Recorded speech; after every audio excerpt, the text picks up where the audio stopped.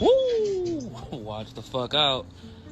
Addicts will kill your ass before they have to wear their natural shit. She will kill you before she wear her natural hair. This motherfucker will risk her life. This motherfucker will risk her life before she have to fucking walk out the house with a natural head of hair. You better watch the fuck out. Her have more addicted to crack rock at this point. Damn.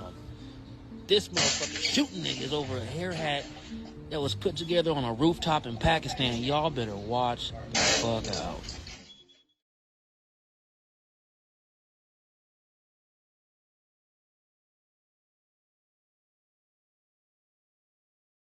If you go to church, if she ain't got a butt, fucking get it to you.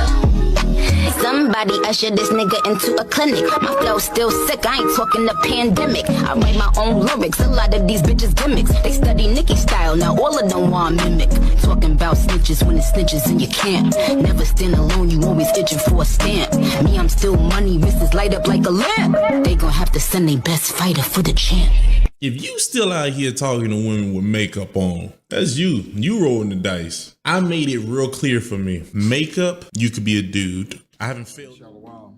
All praise to the Most High, Yahweh B'Shem Yahushua, B'Shem B'Kak B'Dash, and double honor to the apostles and elders of Great Millstone for teaching this truth that's gone all around the earth. Shalom to the hopeful elect. It's your brother Atazawan Bayath.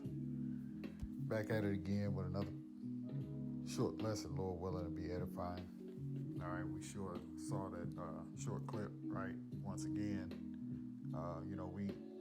we get these clips, in form of a chat from the brotherhood, and we like to put these things together and make lessons out of them. All right, in hopes that the sheep will be edified.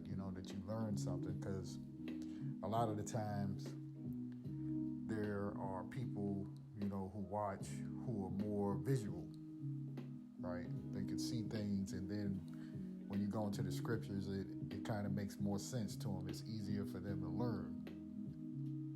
All right, so that's a method in which I like to, use when I do my lessons, right? It's just string a few things together, and then, when you pull the scriptures out, it kind of makes sense, for some out there, all right? But anyway, we can see the so-called nigga woman, boy, I tell you, it's just out of her mind, all right? And you women, and when we say the nigga woman, we talking about the Latin women as well, all right? You Israelite women, you're at a point, probably at the lowest point in your history, all right? Because you can't conduct yourself when you're around people, you can't conduct yourself as if you have some kind of sense, now that's not saying all of them. That's, of course, the sisters that have repented, this does not apply to you, but this gives you an example, when you look at it, all right, and say that this is not kingdom behavior, right? This is Babylonian behavior, all right, of a wicked kingdom. So anyway, let's go into this real quick, and we'll shut it down. All right, this is Isaiah 3:17, and you saw that woman in that store snatching wigs, all right? Like the guy said, she'll do anything not to wear her own hair. Okay, and our women are envious of other nation women who have long flowing hair. All right. So anyway, let's get to it. This is Isaiah 3:17, and it reads, "Therefore the Lord will smite with a scab the crown of the head of the daughters of Zion, and the Lord Yahweh will discover their secret parts.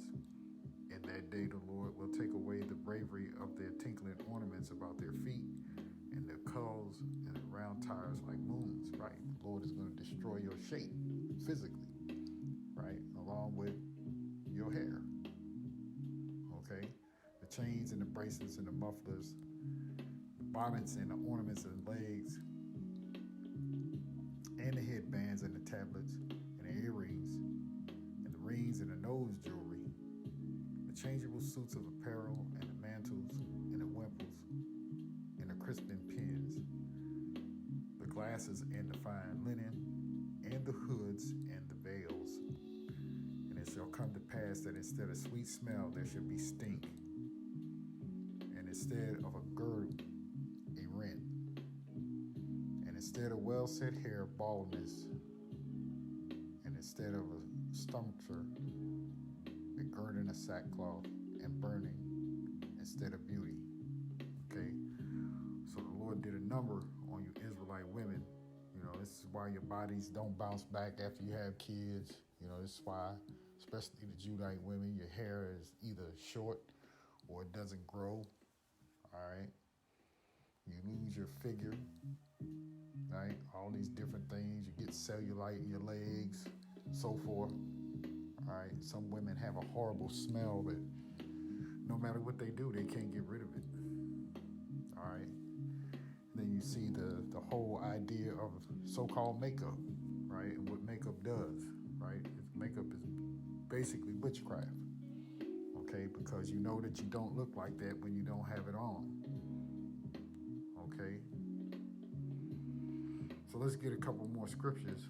And when you do that, you know, just like women like to go out and go to the club and, you know, you trying to, you know, attract a man, you go out there, you know, with all these different kind of girdles and false hair, false eyelashes, right? False fingernails. You do the whole gamut. And really, that's not who you are. All right? And it's nothing more than witchcraft. Okay? This is Galatians 5 and 16. This I say then, walk in the spirit, and ye shall not fulfill the lust of the flesh, right? All these different things, you know, from your apparel, as it mentioned, all your different changes of suits, right? All your different dresses and, you know, things that are too tight, too revealing, okay, when you out in public, right? Just for attention, okay? You're fulfilling your lust to be so-called beautiful so that you can attract men, right? And they can run their game, okay? Which is evil, okay?